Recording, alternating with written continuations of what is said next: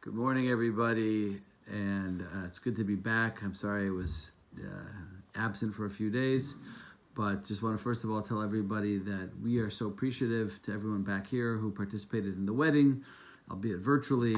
It meant a lot to us to have you there and part of the simcha and part of our joy together with us. It really felt like we felt everybody's love, and it meant a lot to us.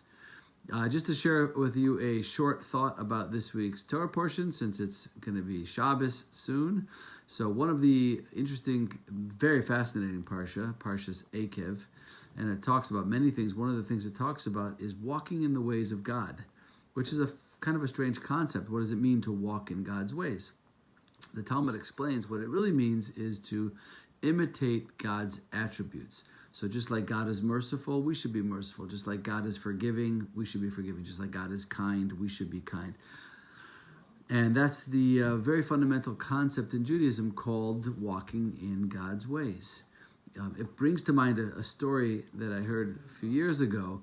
It was right before the holidays, and this was in Brooklyn in New York, in Borough Park. And there was a woman who went into a clothing store to buy new clothes for all of her kids, her many, many kids, for the high holidays. And she bought them new suits and new dresses, and it was wonderful. The kids were so happy. They were going to have new clothes for Yontif, for the holiday.